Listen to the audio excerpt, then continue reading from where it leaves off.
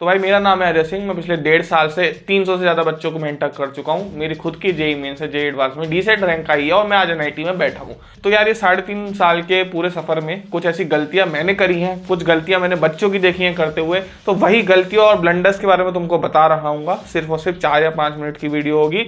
Believe me, life changing video हो सकती है।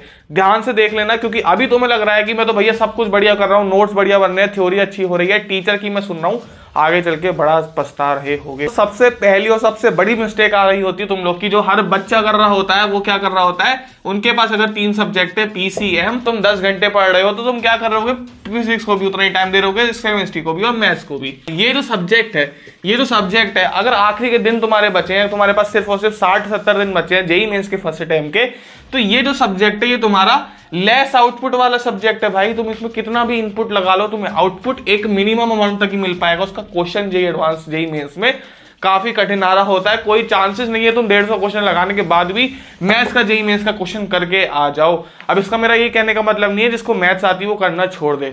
मेरे भाई हम दिमाग से चलेंगे। हम अगर फिजिक्स और केमिस्ट्री में थोड़ी ज्यादा जान लगा दें तो ज्यादा आउटपुट मिलेगा। इवन 50% से ज्यादा आउटपुट मिल सकता है तुम्हें केमिस्ट्री में। जितना तुम मैथ्स में दम लगा रहे हो उतना लास्ट के दिनों में फिजिक्स और केमिस्ट्री में लगाओ मेरे भाई। पीसीएम को बराबर मत समझो, सबका अलग अप्रोच होती है, ठीक है। चलो, जो दूसरी सबसे बड़ी गलती आ रही होती है, मॉक टेस्ट देने बैठ जाते हैं बेवकूफों की तरह, ठीक है। मॉक टेस्ट, भैया मॉक टेस्ट से क्या हो रहा होता है, मेरे भाई तेरा सिलेबस हुआ है 30%, तेरा सिलेबस हुआ है 20%, और तू यार मॉक टेस्ट देने बैठ गया, कितने मार्क्स एक्सपेक्ट कर सकता है? 300 में से 10 आ जाएंगे, 20 आ जाएंगे, 40 आ जाएंगे, क्या हो जाएगा? रो जाओगे। पढ़ाई फिर कहोगे भैया डिप्रेशन हो रहा है, पढ़ाई का मन नहीं हो रहा है क्योंकि नंबर नहीं आ रहा है। तूने कोर्स कितना करा है भाई?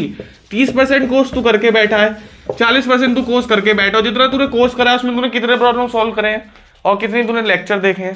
पूरे नोट्स बना के पेपर क्लियर नहीं होते, हमें करनी होती है प्रॉब्लम प्रैक्टिस। तो सबसे बड़ी यहाँ पे दिक्कत आ रही होती है, अपन मॉक टेस्ट और थ्योरी पे इतना ज्यादा ध्यान लगा देते हैं कि हमारी प्रॉब्लम प्रैक्टिस सेकंड प्रायोरिटी बन जाती है, जो कि फर्स्ट प्रायोरिटी होनी चाहिए।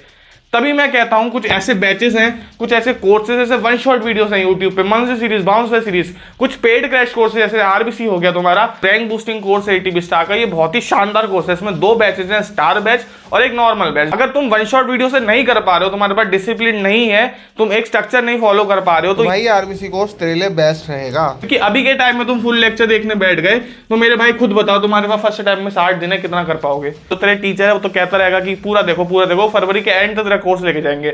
लेकिन ये क्रैश कोर्स है, यही तुझे बता सकते हैं। डिटेल्स तुझे डिस्क्रिप्शन में मिल जाएंगी, पिन मैसेज में मिल जाएंगी। स्टार बैच में पूछोगे भैया अंतर क्या है, तो स्टार बैच में तुम्हें M² की फैसिलिटी मिलेगी। मतलब जो भाई स्टैंडर्ड बैच में होगा वो तो मिलेगा, लेकिन तुम्हें मेंटरशिप और मॉनिटरिंग मिल रही होंगी। अगर तुम्हारी प्रिपरेशन कहीं पे भी हिंडर करती है तो गुरुज है वहां पे, तो वो तुमको हाथ पकड़ के आगे ले जाएंगे। और विनीत सर के साथ भी तुम्हें लाइव सेशन देखने को मिल रहे होंगे उस चीज में, क्योंकि मैंने खुद ने भी लास्ट ईयर ये कोर्स ले चुका हूं, तुम लोग को पता होगा।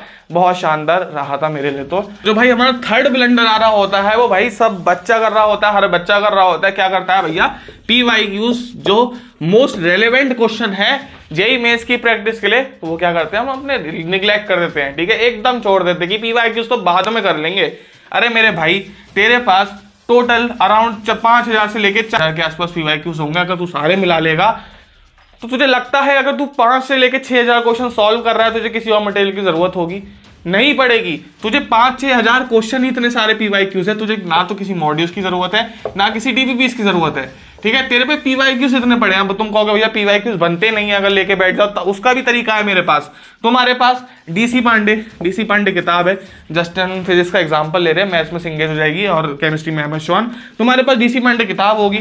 अगर तुमसे क्वेश्चन नहीं बन रहे मेरे भाई, PYQs नहीं स्टार्ट हो पा रहे लेक्चर देखने के बाद या वन शॉट देखने के बाद या फिर आरबीसी के लेक्चर देखने के बाद, तो तुम्हें डीसी पांडे के सिर्फ और सिर्फ सॉल्व एग्जाम्पल पढ़ के लेवल 1 की 30-40 क्वेश्चन लगा के सीधा PYQs पे आ जाना है।